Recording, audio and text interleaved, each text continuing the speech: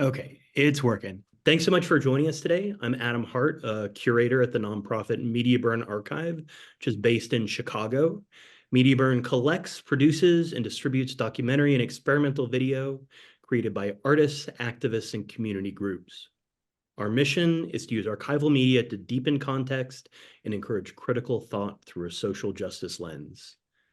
This event is part of an ongoing free series called Virtual Talks with Video Activists, now in its third year. Sarah, is that right? Fourth year?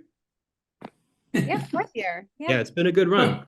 The series brings together media producers, scholars, and viewers to discuss the art and politics of video and documentary.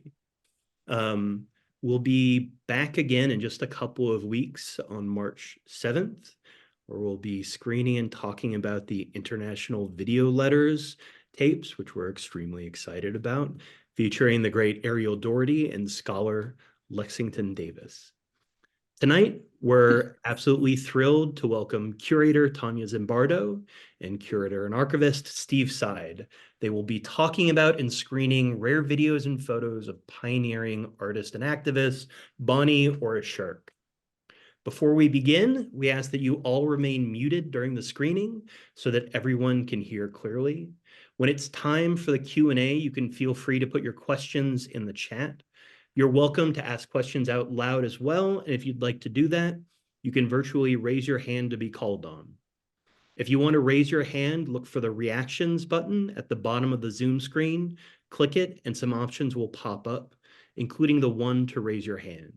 If you have trouble finding this feature, you can always write in the chat that you'd like to be called on. We'd also like to point out that this event is being live captioned. There are two ways of viewing the captions, as subtitles on the bottom of the screen or in a live transcript window that will open up separately. To turn the captions on or off, or to switch between the subtitle and live transcript, look for the live transcript button at the bottom of the screen and click the arrow on the top right. If you enjoy the event tonight and want to share it with others, the event is being recorded and will be posted online within a few days. We'll send you an email when the recording is available. So about tonight's event, Tanya and Steve will be showing a bunch of photos and clips of videos and talking in between. So I'll introduce them now and just let them take over. So Steve Seid was a media curator at the Berkeley Art Museum and Pacific Film Archive for 25 years. During that time, he presented almost 1,000 public programs featuring experimental media, forgotten film genres, and a sampling of international cinema. He also helped build the PFA's collection, particularly video art and personal cinemas from the Bay Area. Notable would be the restoration of Stephen Arnold's Luminous Procurus and poet Weiss's only film effort, The Brink. Steve has also been involved with several publications, most importantly, Radical Light, Alternative Film and Video in the San Francisco Bay Area, 1945 to 2000, co-edited with Steve Anker and Kathy Garretts.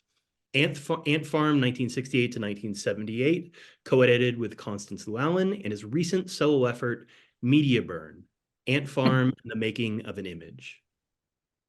Tanya Zimbardo is a contemporary art curator based in San Francisco. As an assistant curator of media arts at the San Francisco Museum of Modern Art, she has curated solo exhibitions of work by Jim Campbell, Runa Islam, Pat O'Neill, and Carrie Tribe, as well as two-person and group exhibitions such as Speculative Portraits, Future Histories, Theaster and Colleen Smith, Soundtracks, Ragnar Kjartansson, and Susan Phillips, songs sung in the first person on themes of longing, sympathy, and release. Zimbardo featured Sherk in group exhibitions she co-curated at SF MoMA and at Mills College Art Museum. Over the past decade, Zimbardo has featured artists associated with Bay Area conceptual art, performance, and experimental media in exhibitions and screenings at nonprofit arts venues, including DeRosa Center for Contemporary Art and the 500 Cap Street Foundation. Tonight's event is presented in conjunction with the exhibition devoted to Sherk, the Fort Mason Center for Arts and Culture in San Francisco. So Tanya, would you like to begin? Thank you, Adam, and welcome to everyone. I have been an admirer of the program of Media Burn, and there's a few people in the audience tonight who have been the subject of past forums. And so I was just very interested in the possibility of getting to look at just sort of one aspect of the work of Bonnie Ora Sherk, her sort of intersections with video, as I've had this recent opportunity to not only present an exhibition. This is a posthumous survey of the artist from 1970 to the present, but also to be looking, Fort Mason was very generous in supporting the transfer of over 10 titles just for research purposes as well. So even if not all of the video is featured in the exhibition, it's just been sort of very much on my mind. And I first met Bonnie through her sort of early performance work, which she called environmental sculpture. And it was the last time I saw her, which was right before the pandemic in 2020. She was telling me about, Tanya, you know, I finally digitized some of these short Super 8 and 60mm films she had made of performances. And we watched them together on her laptop in her studio in Bernal Heights, which was near where I used to live at the time in San Francisco. And was really thrilled to think of sort of this new form of showing the work, which we'll get into some of the slides, but also that she had at the time applied for a major BAVAC, Bay Area Video Coalition grant, and successfully had received as part of their access preservation grant for organizations and individuals. But at the time of her passing in 2021, she had sort of was able to digitize one title, but had a sort of longer list of tapes. And tonight's program is sort of a nod to the title of something, Modern Farm and Magic, that Bonnie had first with Lois Freeman Fox, who's here tonight, had applied in 1980 for a much larger grant that would bring together a lot of different video footage that Bonnie had shot. And as part of her BAVAC grant, had also expressed a desire to trace the evolution of her, a certain aspect of her work, which was the founding of a really wonderful multi-arts and environmental education nonprofit called Crossroads Community, The Farm. And she specifically cited Modern Farm and Magic. And so tonight is sort of just a thinking through, even if that particular project is not realized, sort of what is the you know, what are things one can still learn from some of this kind of footage? What is the kind of larger context of not only video at that moment from artists who were coming from sculpture and conceptual art and performance, those who were coming maybe from more collective video activists, and then finally a whole sort of world of many other people through their collaborative efforts were involved with the farm, some of whom have actually later, we can talk more about, have made films about this place, and also from including later eras. So just wanted to sort of nod to something, and we will be showing at the end a vignette that she had made as a sample that brings together sort of three different sequences. Next slide. Yeah, so just this is an example of the kinds of things that we were able to have sort of access in terms of Bonnie's archives, her own individual performance work starting in the 70s. And then she became a really kind of key nonprofit founder with both Crossroads Community, The Farm, and then starting in 1981, a living library, which is very pleased is continuing her vision and is active today in both New York and San Francisco. And you can say a little bit more about that. Next slide. And so with the exhibition, we have a wonderful new catalog. This is the first major publication devoted to Bonnie's multifaceted work across different media. And what we see here on the cover is an image of Bonnie This was a collaborative work she did with Howard Levine, although I think this is possibly Howard Freed, a different artist who she's sitting with, but that's just my theory. Howard hasn't confirmed. Either Howard actually has been asked. But this was her first kind of major debut. It was something that SF MoMA, who I work for, had sponsored early on as part of its art interest group. And the proposal that received an award was to create the idea of portable parks, and to have the first two were 24 hours, the second was 48 hours. And how could you take sort of dead mechanized urban space and then transform it with greenery, and also with the presence you can see in the background, a little peeking out a cow.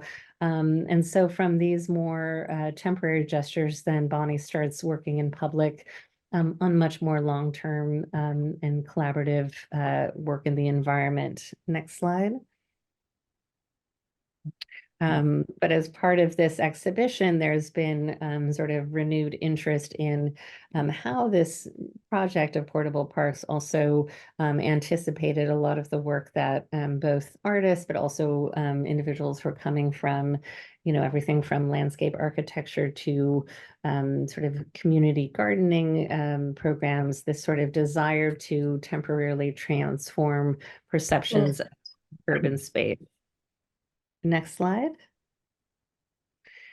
And so the exhibition begins with Sitting Still, which was a series, her first kind of major series following Portable Park, where Bonnie had come across in the first location this sort of flooded area where the freeway interchange was being constructed at the time, and with Robert Campbell, a fellow SF State graduate, asked to sort of document her in this amazing evening gown, sitting sort of in this abandoned over armchair.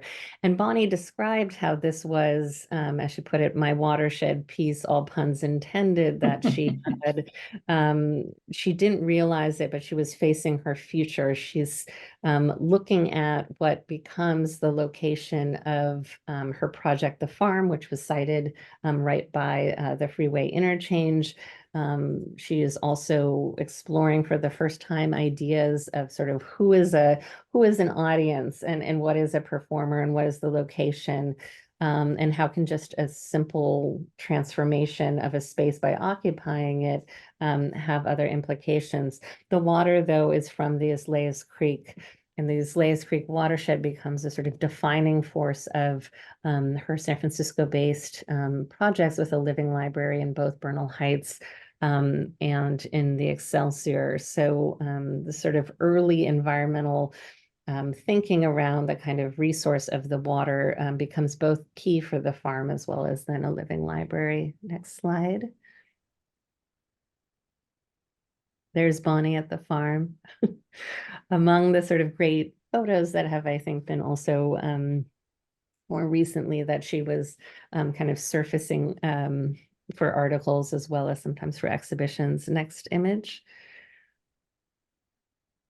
And this just gives a sense of the location. This was a kind of major freeway interchange that severed sort of 4 different neighborhoods. And Bonnie, in calling it Crossroads Community, The Farm, was really thinking about a place that was uniting symbolically and also physically these different kinds of land parcels, and also how you could bring these two communities or different communities together,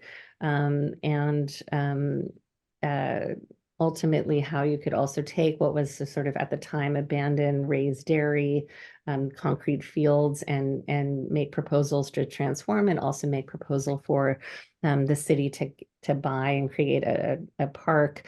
On the left is among Bonnie's really great collage form proposals. She loves stickers and decals and a lot of these, and it's just among the details. This one is one she actually used to sort of carry into meetings, and so it has this sort of reflects the patina of being rolled up. Next slide.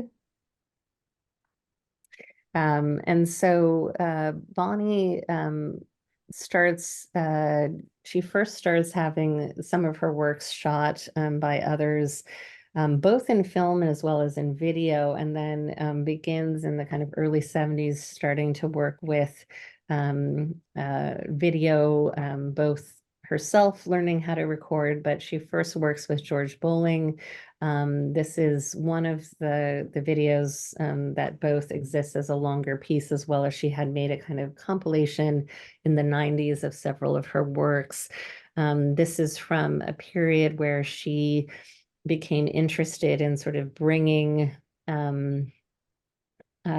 sort of animals, or in this case, she's a piece she had called Sexual Intercourse between sort of the genders of different guppies.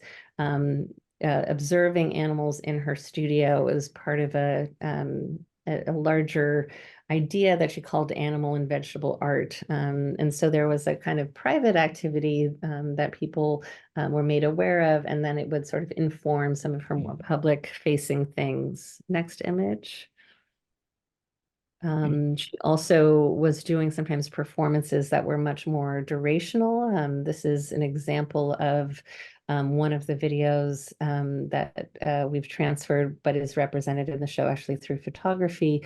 But she had sort of taken on a job, two jobs at Andy's Donuts in the Castro 24-hour diner, one as a short order cook on their sort of Saturday graveyard shift, and then also as a sort of 1965 era waitress, what a sort of kind of cultural costume, as she referred to it, and then would also not just perform in public, but then would have moments in a gallery. And this is one that she did in two different locations, both at UC Davis and at San Jose State University, where she then is performing in character next to then documentation of the character. Next slide. And this is Bonnie with Pygmy, who is a sort of one of the key animals that appears in a number of her work, including the video we transferred, Pygmy and Sue Go to the Zoo, and is one that she raised from 9 days old, I think, but is also, Bonnie really believed that she was not, you know, these were not pets, but that the animals in her work were coming out of, that they were sort of teachers, and that she was interested in their animal intelligence. Next slide.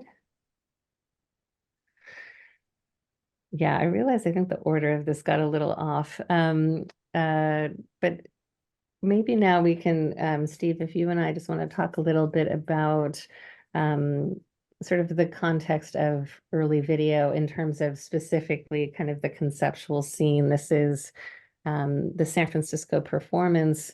We have Paul Koss here today. But this was an exhibition that Tom Marioni, who's both an artist and a curator, also the founder of the Museum of Conceptual Art in San Francisco in 1970, guest curates an exhibition bringing a number of artists down to Southern California. And the documentary of this by George Bowling I've shown. Next image. These are in Berkeley Art Museum's collection from the Museum of Conceptual Art archive, but part of it was this, is this a limo van? It's sort of a large vehicle that they came down in, and this ride was then also documented in both photography and video for the exhibition. There's a great sort of newspaper bulletin sort of format catalog for this. Steve, can you tell us a little bit about when you met George? Well, I met George in a peculiar way, but years and years and years after this occurred. I met him when he walked into my office one day with a box of tapes. But we should note that, there's Tom Marioni talking with Bonnie with the large sideburns. way in the back behind Paul Koss is Mel Henderson, who was Bonnie's teacher when she was in the art department as a student at San Francisco State. And he was very influential on the kind of early direction of her career, because he was already doing these kind of large scale interventions, spelling things out in the bay. What was his famous one with the cabs? 100 cabs. Yeah, yellow cabs had 100 people all descend to the kind of 6-lane intersection of Castro and Market. And it was this kind of amazing visual sunburst that happens. But Mel has spoken about it as also at the time, had been really influenced by the student demonstrations at SF State and the strike. And so this was also a commentary on the sort of restrictions at the time of sort of gathering. And so this was a form of gathering, but it was, in this sort of other way that was we can also see it as a sort of proto flash mob, but it had a kind of wonderful kind of visual saturation of a certain area, but also he was just interested in thinking about this idea of sort of outdoor events. He had also done one, and this is collaborative with Joe Hawley and Alfred Young, but then having just enlisting many students, many other people they knew to, in that case, they all came together, or they wrote Oil in the Bay or had searchlights along Market. So it was, and Mel continued beyond her studies at SF State as she graduates in 1970, sort of where we start our survey at Fort Mason, and also becomes involved with the farm and sort of a long, sort of term relationship. And his wife, Sue Reynolds, is also featured in a few of her video work as well. And then we see Paul Koss there. Yeah, I was going to say that one of the things, the beauty of these photographs is that it's really also the convergence of two main centers of conceptual art. It's Tom Marioni, who had the Museum of Conceptual Art that began 69 or 70, and then George and everybody else, Paul Koss, Mel Henderson, Bonnie Sherk, all were performing at the De Sausset Museum under the curatorship, the directorship of Lydia Modi Vitale. Paul is probably the best witness to the importance of that place. But Howard Freed, who's also part of this group, performed at the De Sausset, and Terry Fox. It really was the nexus of the conceptual scene, one being the De Sausset, which was in Santa Clara, way to the south, where as I recall, Paul Koss went to school there, and downtown San Francisco, where Tom Marioni had the Museum of Conceptual Art. So this really is, the convergence of those two really dynamic worlds. Yeah, and George, it's really worth noting, and I've been interested in his history and interviews, that he was really the first sort of institutionally appointed video curator, and as someone who was both an artist himself coming from photography and video, was also just the videographer for a number of other people's early videos as well. And it was just, Howard has spoken of him being a particularly sort of just sensitive individual to work on with these early pieces. And Bonnie had told me about also sort of working with George. So he's someone who I have always just been interested in his own contributions, but then especially also with Lydia, this, really kind of radical exhibition making that's happening in a university context, but a sort of a Jesuit school a little bit further down the way. Next slide. Yeah, and this is just among the examples of, they also enlisted, and this is in this case David Ross, to guest curate this sort of major presentation at the time of video work. Next slide. And so then Bonnie had done a major project as part of a show called The Four that had four women artists, Judy Chicago, Miriam Shapiro, and Linda Banglis. And for 6 weeks, Bonnie had created a really immersive environment of animals that she had had in her studio, as well as then these sort of trees, and this is a longer title piece, Living in the Forest, Demonstration of Atkin Logic, Balance, Compromise, Devotion, etc., ABCD. There's writing on the walls, there's she's observing behavior, and this went on for 6 weeks. The public could come if they were visiting the DCSA and sort of see this. And Bonnie is, next slide. Here she is shooting on video moments that she's recording throughout. So there is an 120-minute video in the show. We're showing just a sort of edited piece that Bonnie had made, but it is a sort of a larger video work. And then the image right before that, the slide we had, was then in 1979 at SF MoMA. SF MoMA organizes a kind of major survey of 22 artists who had come out of primarily from sculpture concerns in terms of conceptual art. Bonnie was among the artists who on one hand did represent certain key pieces through, photo documentation, but she also was one of the ones where the curator, Suzanne Foley, really had the foresight to think about how could certain artists be invited to think about redoing or reimagining certain installations. And so it wasn't the same sort of live-in situation, but at SF MoMA, we had animals and chickens and the rabbits and the plants, which none of which is typical now. It certainly wasn't then at the time. But really, I think is a piece that felt very much important to have Bonnie's presence. It's not one that is simply can be just sort of reinstalled with permission, although one can certainly just look into more of that history. Next image. And so out of this interest in what she called kind of life theater, with living in the forest, with what she was doing with animals, she then decides to move forward with creating a kind of healthier public environment for animals in the creation of the farm.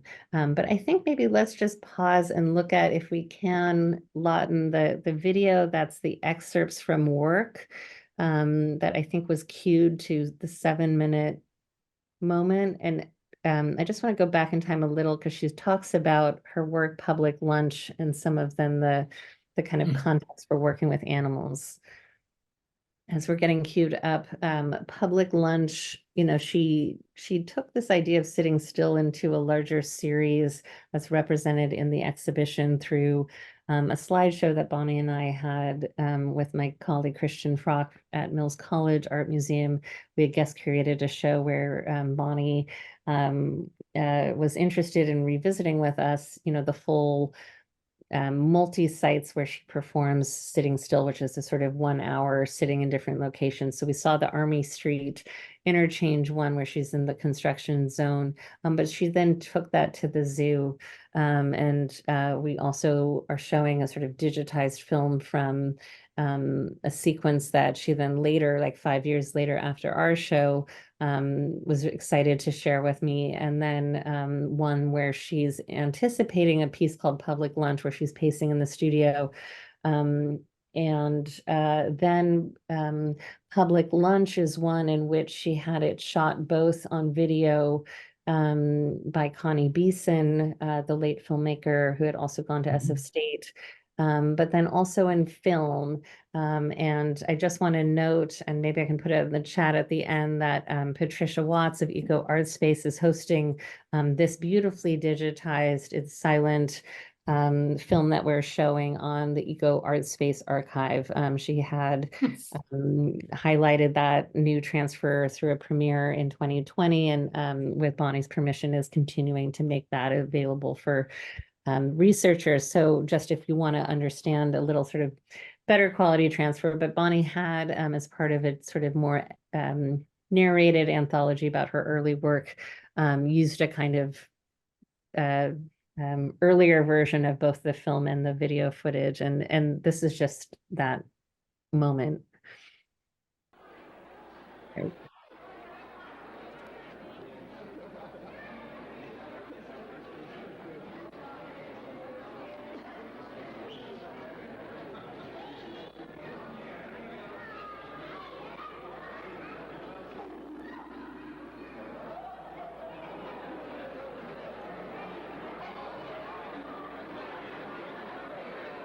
So in this performance, well, she may describe it, but it's at the San Francisco Zoo on a Saturday during feeding time, and people either were at the zoo and came upon this situation of a elegantly attired woman next to the sort of tiger in the lion house being served a catered lunch from Vanessi's restaurant. Or they knew that they were going to a performance but didn't know necessarily what it would be. And what's great about both the video and the film is also this, not only the kind of proscenium of the cage, but you're then also really seeing the kind of audience who's watching.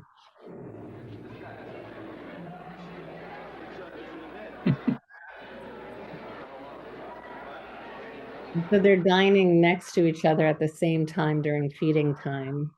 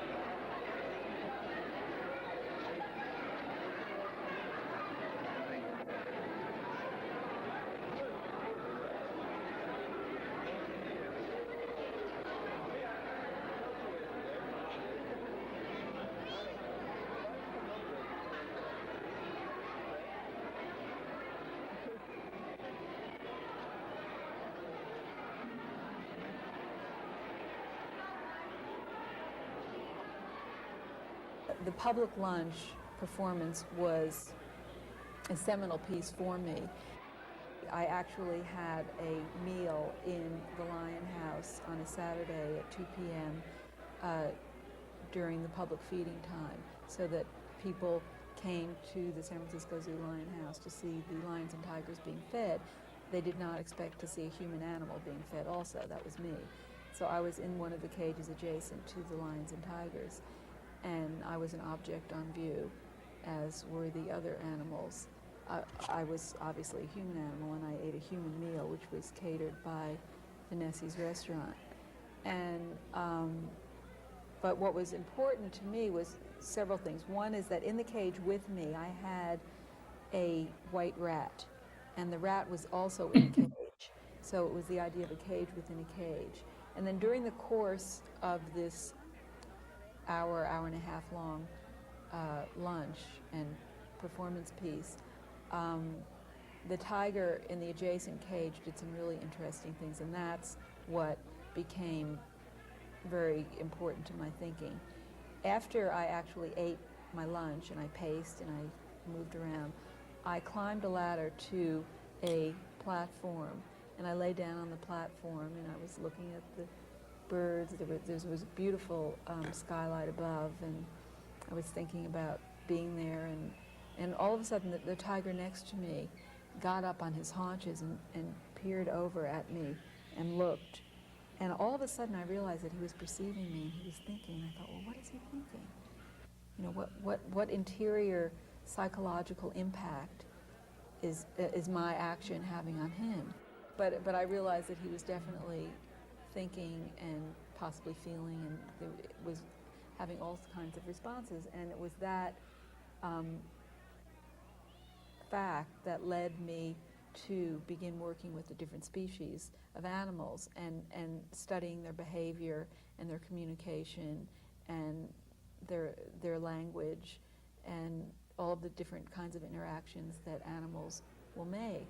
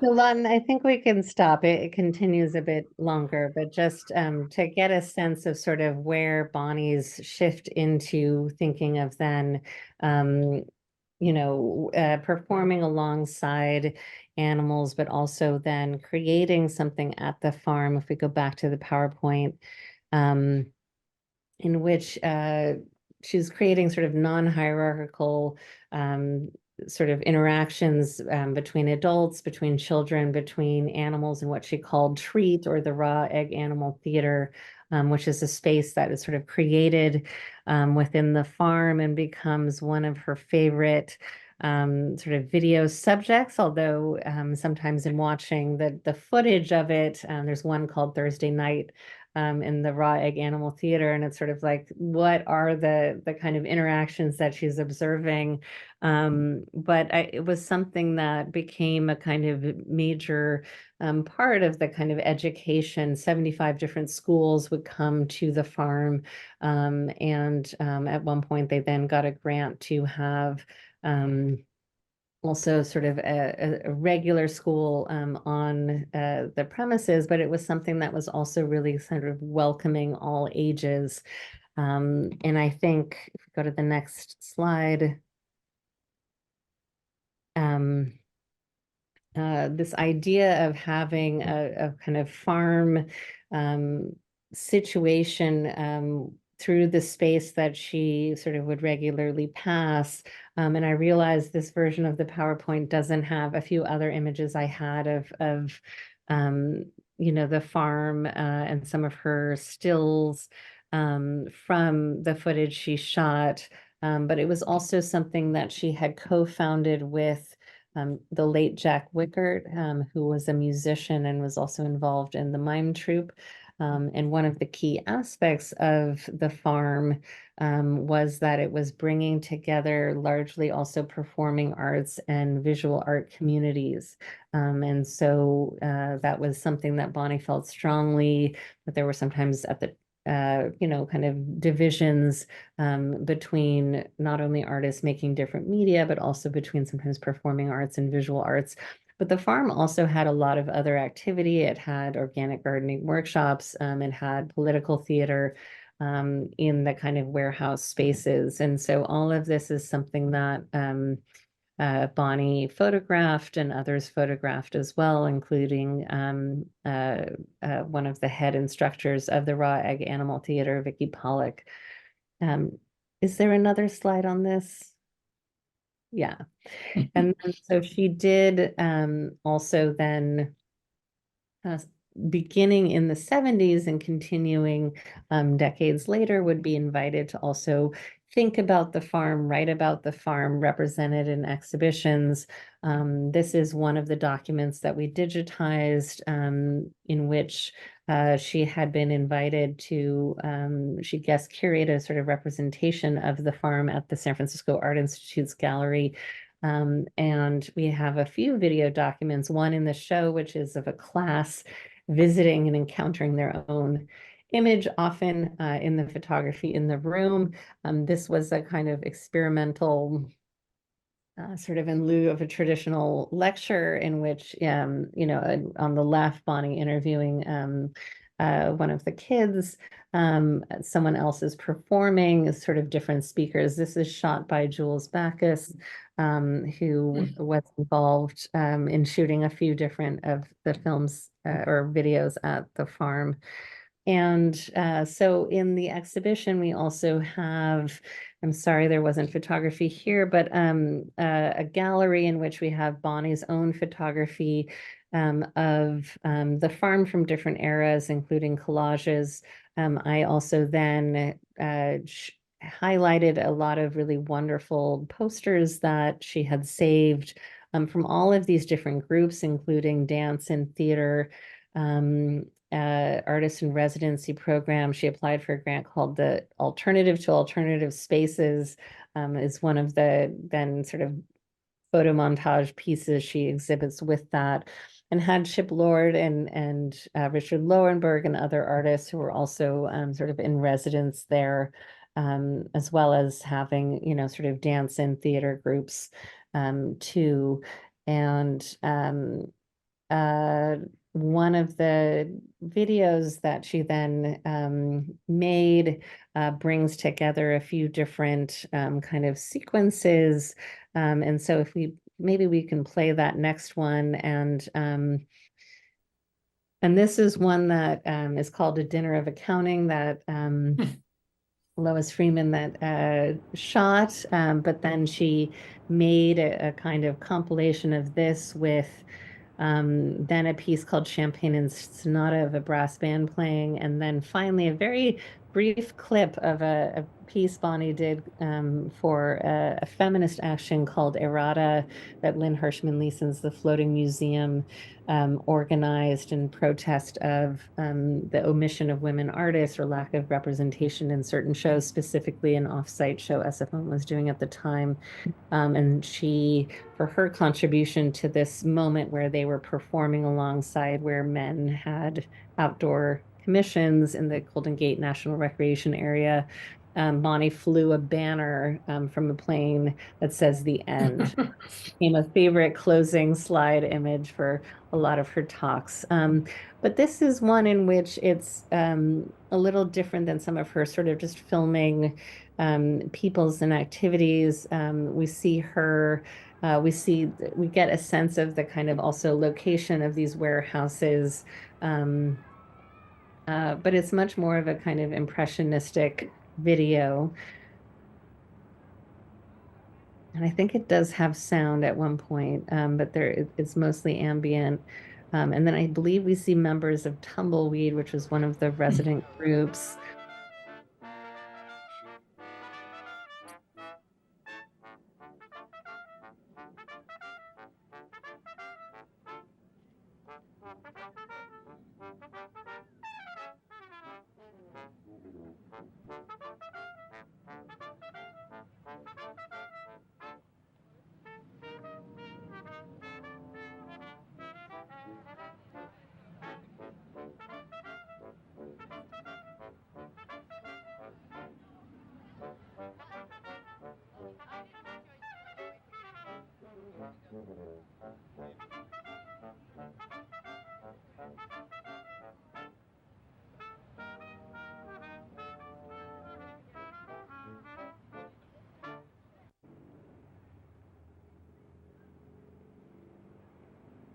And maybe while this is going, just because I know we have somewhat limited time, Steve, do you want to also share your own history of encountering the farm? I know it was a different era. Yeah, mine was later than that. And after she left in 1980, it really became still, a service to the schools, but the venues there were co-opted by the punk scene. And so there were some great punk concerts out there. And eventually Mark Pauline and Matt Heckert and other artists, involved with Pauline, I think they had a studio space on the edge of the farm. And so a completely different audience came into that place. One of the things I wanted to bring up, though, which has always amazed me about Bonnie, is that if you think about the public lunch, it's 1971, and a young artist walks into an office at the zoo and convinces them to let her have lunch in a cage. I mean, this was the beginnings of the conceptual period. It wasn't when we had jaded bureaucrats who'd say, oh, you're the 10th one this week. I mean, this was a new concept. And all along that period, when she was doing sitting stills, she sometimes would have to deal with the bureaucracy. Later, she started to pitch these enormous, ambitious redesigns of public space, always dealing with the bureaucracy. And it just seemed that she was tenacious and maybe incredibly persuasive in her ability to deal with city servants and bureaucracies and administrators. I never knew that as a personal quality of hers, but I thought maybe you could address it. Definitely. I mean, I think it's clear that, early on with portable parks in particular, that this is the SF MoMA one. And then some of those locations she didn't get permission from. Originally, it was sort of more than 3. It was, I think, 12. She then just did on her own with sitting still, not needing permission to sort of occupy a space.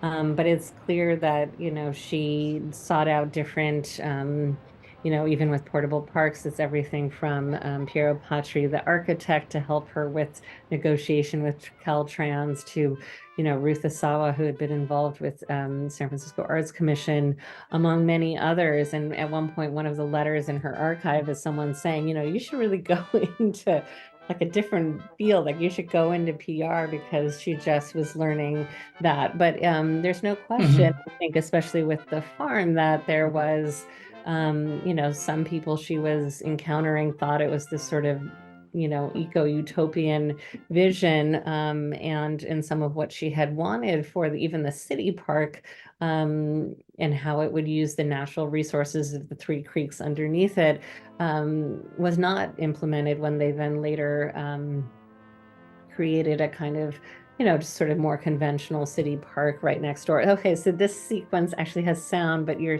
seeing a brass band that people were invited to as sort of one of the performances that Bonnie held at the farm, called Champagne and Sonata.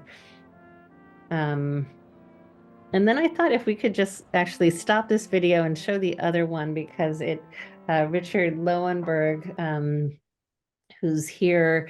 Now this is, I'll just say, is one of the, we transferred a lot of the U-matic and tapes that Bonnie had, and half-inch tapes, but this was just a few of them that I just grabbed a VHS for today and was just like, I just want to see it. I'm just going from what is on the spine. This is footage that I believe Richard shot of some kids. And so there's just these different moments of her footage of the farm, where there's one kid in particular who is asked to do a kind of tour of the farm, and then sort of firemen and other officials also talking and engaging with the kids. There's another one of, I think it's Sarah Davis, who also appears in photography in the Bonnie's hang representing the farm, and some of the animals, the lady doe, and buck, these animals from the Raw Egg Animal Theater. So Maybe we can open this up to the audience now, since we just have a few moments. If Richard, if you would like to say anything about what you may recall from this, or just even if it's other video. Well, I'll be very brief. Like a lot of the people who are mentioned in this brief program, there was a wonderful community in the Bay Area during the early 70s and through the 70s. And I was just one of that group, my own interest being more in the interest always still in collaboration between arts and sciences. But that at the time involved me for about 10 years working with Coco the gorilla. And Bonnie and I were shared that experience a bit, mutual interest. And also we worked together on a eco education initiative and on sort of next phase planning of that whole farm property beyond the buildings, but the large lot which had growing going on it and composting and other things. But right across at the far end of that property was a major architect's office, and she collaborated very closely with architects and the city. And one of her board people was Sandy Walker, a well-known San Francisco architect at the time. And she also was very connected to the Portola Institute folks, who were primary in with Stuart Brand in creating Whole Earth. And she was friends with Peter and Judy Berg, the bioregional movement and Planet Drum Foundation. It was a wonderful, Bonnie was a wonderful networker of what I think of as eco-minded creativity. Thank you, Richard. And I'll also note for those of you who are in the Bay Area joining us, there will be a wonderful panel as part of Night of Ideas that's in person, organized by Circuit Network, that will feature Judy Berg or Judy Goldhalf from Planet Drum. Also, it will be moderated by an art historian who knew Bonnie well, Terry Cohn, and then Rio Yanez, who was a kid in the 80s when his father, Rene Yanez, was a board member and also sort of founding director of Galleria de la Raza. Stephen DePont-Kalani had a question. Sure. I'm on the board of directors of Life Frames, which is a living library. And I want to make 2 points. My first point is I met Bonnie in 1998 because she found me because I did a lot of nonprofit work, basically networking and fundraising. And she was applying for a grant from the Ford Foundation. They were coming out from New York to meet her. So she asked me if I would help her. And sure enough, I did what I could. She had the art of persuasion. She didn't need me there at all. She knew how to network. She knew how to talk to people and bringing them on her side. So that was one point that I wanted to make. The second point is I've lived in my house for 31 years, and in 2001, we put an addition on our house. And because of Bonnie Ora Sherk, I knew that the Islayas Creek ran in this neighborhood. And sure enough, it runs under Balboa High School, where the Seneca project is, and it also runs under my house because we had to get a French drain put in. With rains like we've had this past week, we would have been flooded out because we didn't go up, we went down. But it was because of Bonnie Ora Sherk, I knew that the Islayas Creek ran under my house. Thank you. I mean, and I also just wanted to say that, one of the, Bonnie had a way of representing the farm. It was also variable, often mostly through photography, but she had made a video which is online, and we had hyperlinked it to this event page. That's a 4-minute video. We're also showing just the KPIX evening magazine from 1980 version of it in the exhibition. But there's, you know, a number of other people who filmed, who photographed, who made posters and flyers, all related to the farm, including the later era that Steve was talking about. Steve, I believe you also showed at least one of the farm documentaries that was produced, which is now being hosted by the Internet Archive. I'll just drop that in the chat, which Bonnie didn't, I think, participate in, but it does give a kind of really interesting sense of the kind of different eras and at least a few of the key players at the time. And it's one of the things where obviously a lot of people will try to, you know, it makes sense to keep, you know, especially Bonnie's evolution of her work, you know, all together.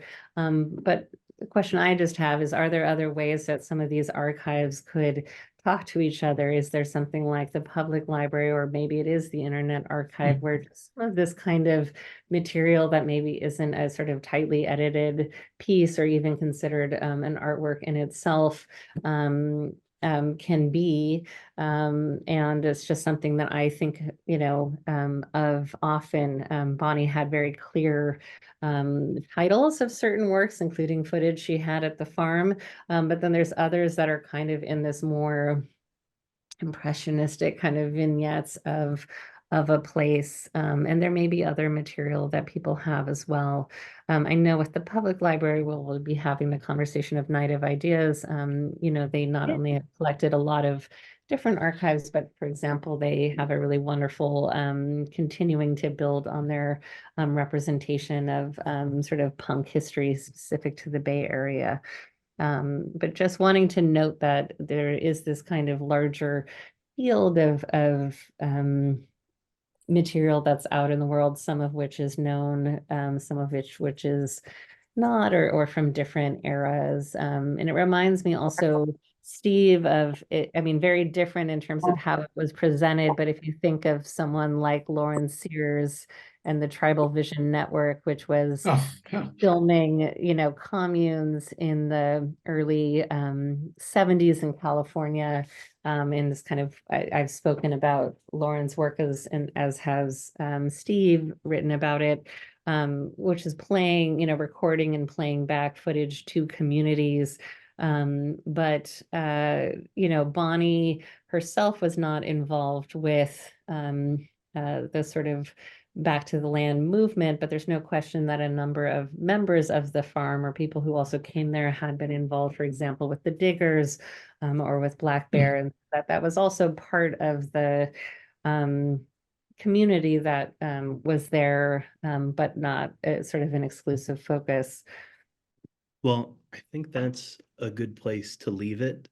Thank you, everybody, for joining us, and our deepest thanks to Tanya and Steve, particularly to Tanya for persevering through a real, just like biblical amount of technical difficulties that rained down upon her, ranging from computer shutdowns to power outages and just about everything in between. So Tanya made a great deal of effort to be here tonight, and we deeply appreciate it. Once again, this is part of a regular series. Our next event will be on March 7th, about the International Video Letters, the feminist videotape network, and we are extremely excited for that. We hope to see some of you there. Everybody have a wonderful evening, and we will see you soon. Thanks so much.